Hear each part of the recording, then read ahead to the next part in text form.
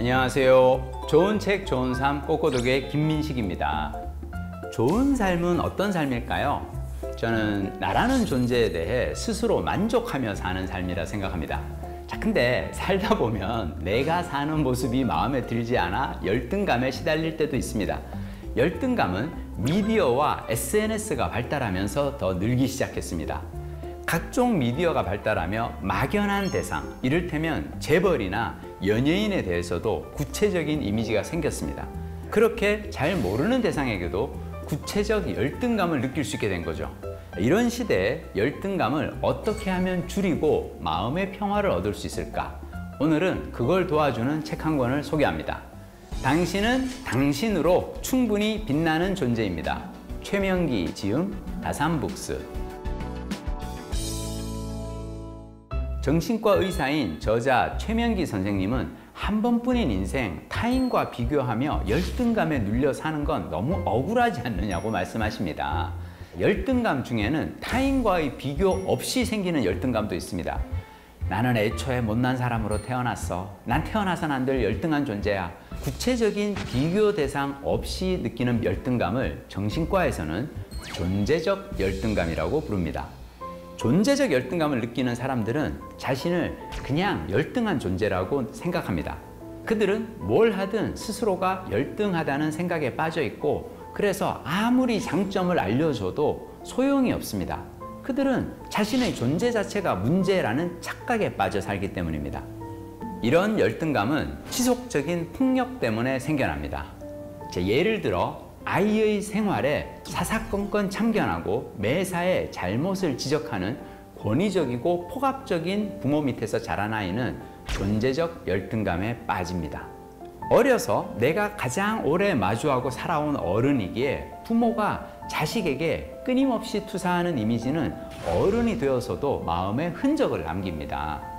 존재적 열등감에 사로잡힌 사람이 자력으로 자존감을 끌어올려서 열등감에서 벗어나기란 불가능에 가깝습니다.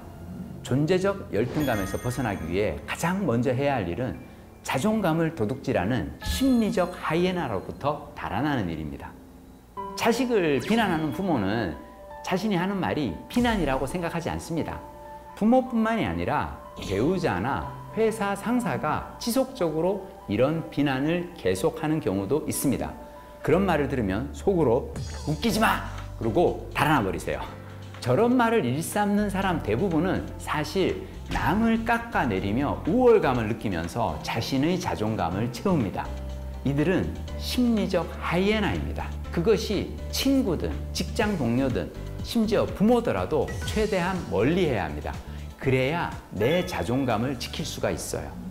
반대로 나를 좋아해주는 사람을 가까이 하세요. 자, 칭찬해주는 사람 곁에 있으세요. 우리는 나를 좋아해주는 사람보다는 내가 동경하는 사람에게 더 끌리는 경향이 있습니다. 근데 그런 사람과 어울리면 나도 덩달아 빛날 것 같지만 그럴수록 열등감은 더욱 심해질 뿐입니다. 나를 좋아해주는 사람을 소중하게 여기세요. 행복은 강도가 아니라 빈도입니다. 내가 행복해지기 위해 커다란 업적이나 놀라운 성취를 해야만 하는 건 아닙니다. 인간이 계속 살아가는데 가장 중요한 것은 아주 작은 즐거움입니다. 우울증에 빠진 사람들이 종일 스마트폰을 쥐고 사는 것도 이 때문입니다. 게임이든 유튜브든 무엇을 해서라도 작은 즐거움을 느껴야 계속 살아갈 수 있기 때문입니다. 그리고 맛있는 것을 먹어야 합니다. 인간은 단순한 면이 있거든요. 자신이 못났다는 생각에 사로잡혀 이렇게 우울감을 느끼다가도 뭔가 맛있는 음식을 먹으면 바로 기분이 좋아집니다. 소소한 즐거움과 맛있는 음식, 그게 바로 사람을 계속 살아가게 해주는 힘입니다. 우울감이 내 마음을 힘들게 하면 잠시 현실에서 떠나 스마트폰을 찾으세요. 웃긴 글을 읽든 웃긴 영상을 보든 상관없어요. 실컷 웃고 낄낄거리세요. 하루 종일 자기 비하라는 공격에 시달리다 보면 지치기 마련입니다. 그럴 때는 어떻게든 자기 비하를 잊어버릴 시간이 필요합니다. 그래서 유튜브를 보거나 게임을 하는 등 일반적으로는 쓸데없다고 여겨지는 시간이 좋은 심리적 보상물이 되는 것입니다. 자, 밤에는 야식을 음미하며 오늘의 화났던 일, 슬펐던 일, 자기 비하에 빠졌던 일을 훌훌 잊어버리세요. 그러다 보면 재미있는 것이 하나씩 늘어납니다. 저는 유난히 이 청중들의 반응이 저조해서 마음이 힘든 강연을 마치고 집으로 돌아올 때는 버스 안에서 책을 펼치기보다 스마트폰을 열고 간단한 퍼즐 게임을 합니다. 게임은 우리에게 다양한 만족감을 안겨줍니다. 강연을 아무리 잘하려고 노력해도 그걸 듣는 청중의 반응은 내 뜻대로 되지 않습니다.